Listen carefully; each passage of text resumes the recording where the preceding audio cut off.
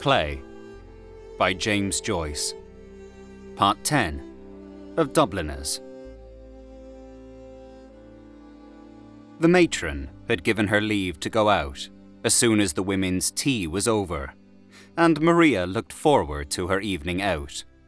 The kitchen was spick and span. The cook said you could see yourself in the big copper boilers. The fire was nice and bright, and on one of the side tables were 4 very big barmbracks.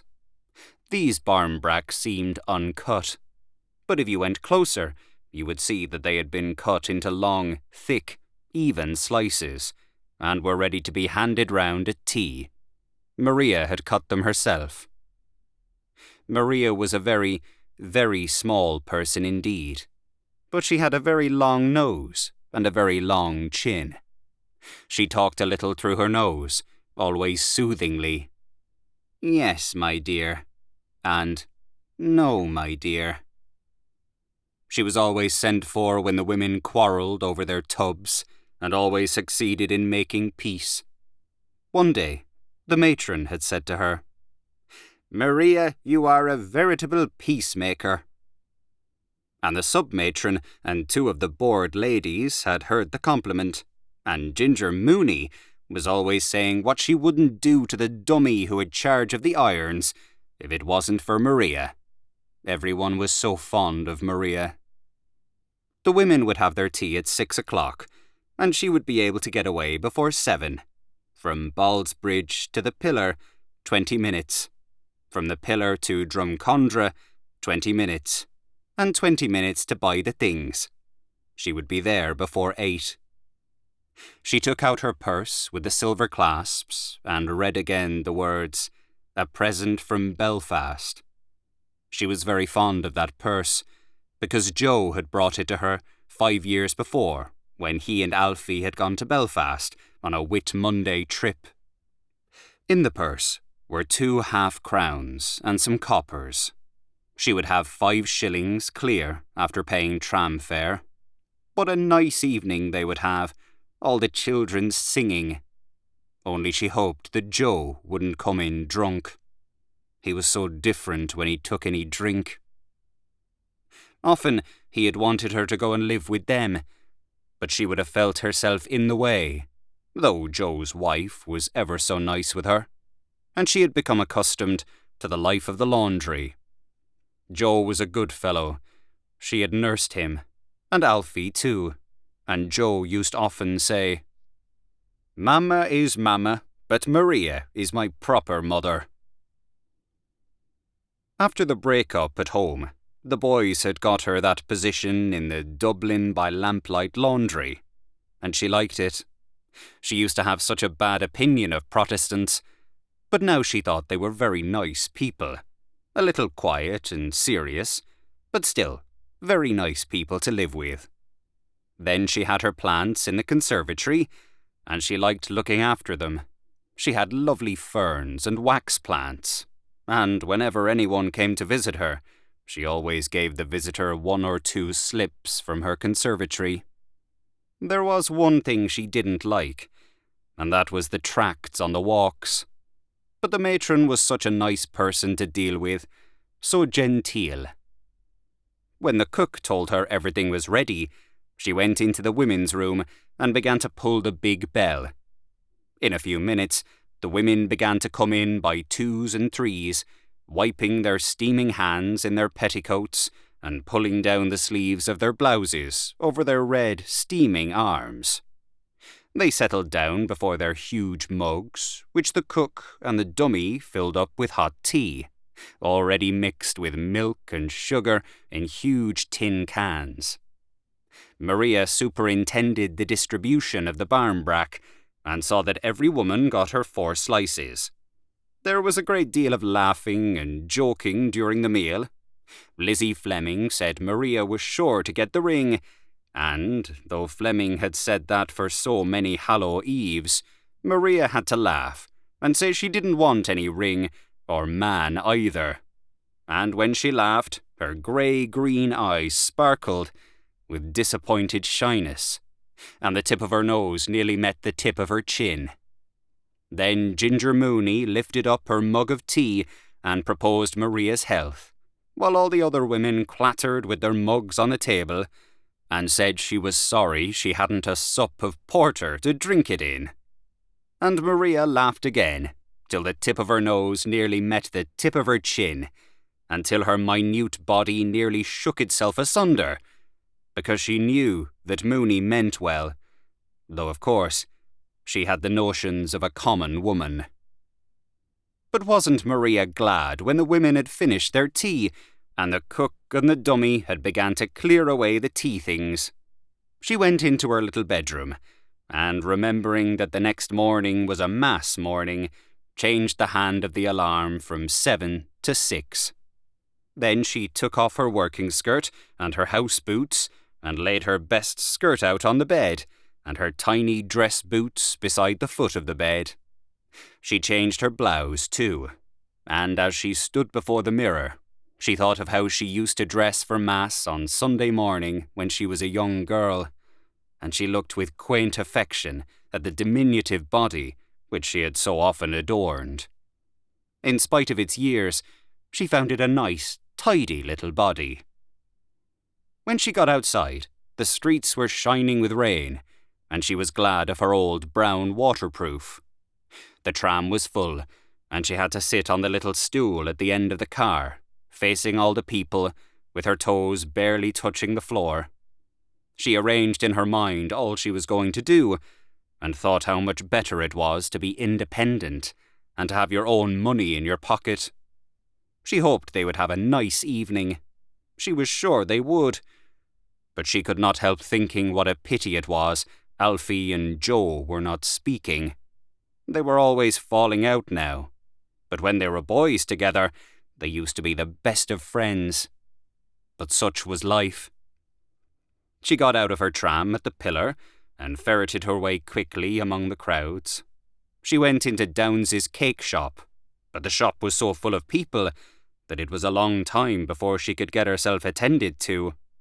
She bought a dozen of mixed penny cakes, and at last came out of the shop laden with a big bag. Then she thought what else she would buy. She wanted to buy something really nice. They would be sure to have plenty of apples and nuts. It was hard to know what to buy, and all she could think of was cake. She decided to buy some plum cake, but Downes's plum cake had not enough almond icing on top of it, so she went over to a shop in Henry Street. Here she was a long time in suiting herself, and the stylish young lady behind the counter, who was evidently a little annoyed by her, asked her was it wedding cake she wanted to buy. That made Maria blush and smile at the young lady. But the young lady took it all very seriously, and finally cut a thick slice of plum cake, parcelled it up, and said, 2 and 4, please. She thought she would have to stand in the Drumcondra tram, because none of the young men seemed to notice her. But an elderly gentleman made room for her. He was a stout gentleman, and he wore a brown hard hat. He had a square red face and a greyish moustache. Maria thought he was a colonel-looking gentleman, and she reflected how much more polite he was than the young men who simply stared straight before them. The gentleman began to chat with her about Hallow Eve and the rainy weather. He supposed the bag was full of good things for the little ones, and said it was only right that the youngsters should enjoy themselves while they were young. Maria agreed with him and favoured him with demure nods and hems. He was very nice with her, and when she was getting out at the canal bridge, she thanked him and bowed, and he bowed to her, and raised his hat and smiled agreeably, and while she was going up along the terrace, bending her tiny head under the rain, she thought how easy it was to know a gentleman, even when he has a drop taken. Everybody said, "Oh, here's Maria," when she came to Joe's house.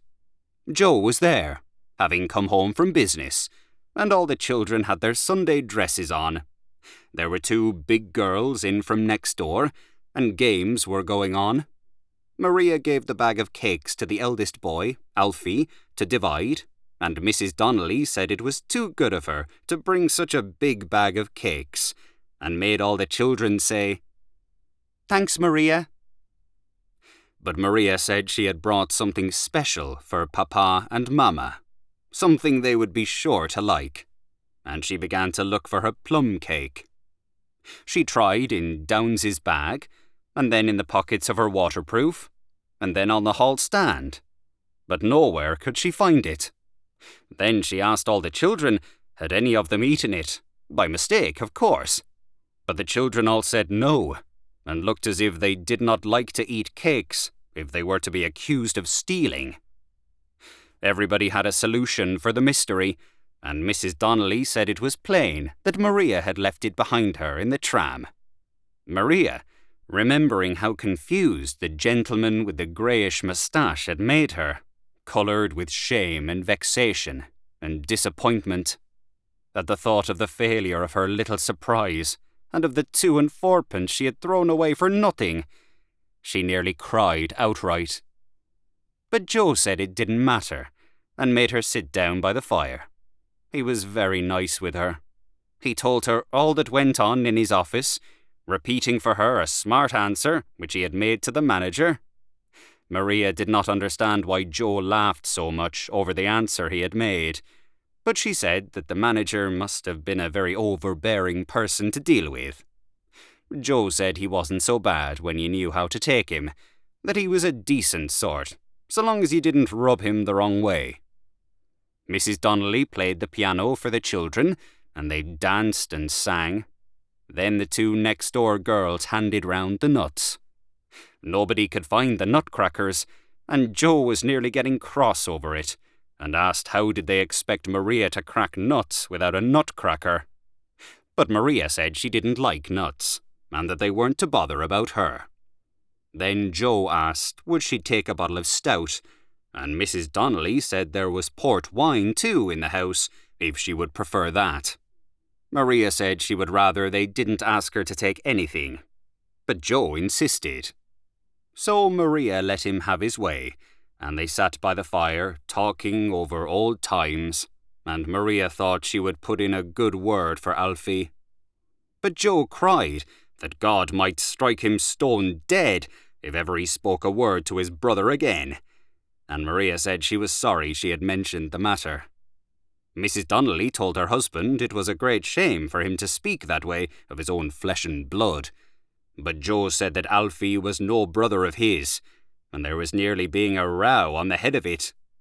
But Joe said he would not lose his temper on account of the night it was, and asked his wife to open some more stout.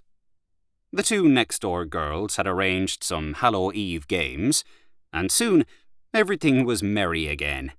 Maria was delighted to see the children so merry, and Joe and his wife in such good spirits. The next-door girls put some saucers on the table, and then led the children up to the table blindfold. 1 got the prayer book, and the other 3 got the water. And when one of the next-door girls got the ring, Mrs. Donnelly shook her finger at the blushing girl, as much as to say, "Oh, I know all about it." They insisted then on blindfolding Maria, and leading her up to the table to see what she would get.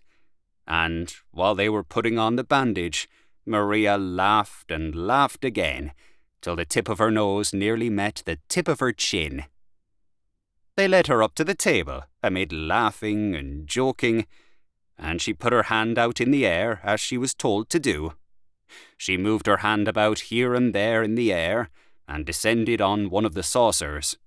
She felt a soft, wet substance with her fingers, and was surprised that nobody spoke or took off her bandage. There was a pause for a few seconds, and then a great deal of scuffling and whispering. Somebody said something about the garden, and at last Mrs. Donnelly said something very cross to one of the next-door girls, and told her to throw it out at once. That was no play. Maria understood that it was wrong that time, and so she had to do it over again. And this time she got the prayer book. After that, Mrs. Donnelly played Miss MacLeod's reel for the children, and Joe made Maria take a glass of wine. Soon, They were all quite merry again, and Mrs. Donnelly said Maria would enter a convent before the year was out, because she had got the prayer book. Maria had never seen Joe so nice to her as he was that night, so full of pleasant talk and reminiscences. She said they were all very good to her. At last, the children grew tired and sleepy, and Joe asked Maria would she not sing some little song before she went, one of the old songs. Mrs. Donnelly said, "Do please, Maria." And so Maria had to get up and stand beside the piano. Mrs. Donnelly bade the children be quiet and listen to Maria's song. Then she played the prelude and said, "Now, Maria." And Maria, blushing very much, began to sing in a tiny, quavering voice. She sang, "I dreamt that I dwelt," and when she came to the second verse, she sang again, "I dreamt that I dwelt in marble halls, with vassals and serfs at my side, and of all who assembled within those walls, that I was the hope and the pride. I had riches too great to count, could boast of a high ancestral name. But I also dreamt, which pleased me most, that you loved me, still the same." But no one tried to show her her mistake, and when she had ended her song, Joe was very much moved. He said that there was no time like the long ago, and no music for him like poor old Balf, whatever other people might say. And his eyes filled up so much with tears that he could not find what he was looking for, and in the end he had to ask his wife to tell him where the corkscrew was.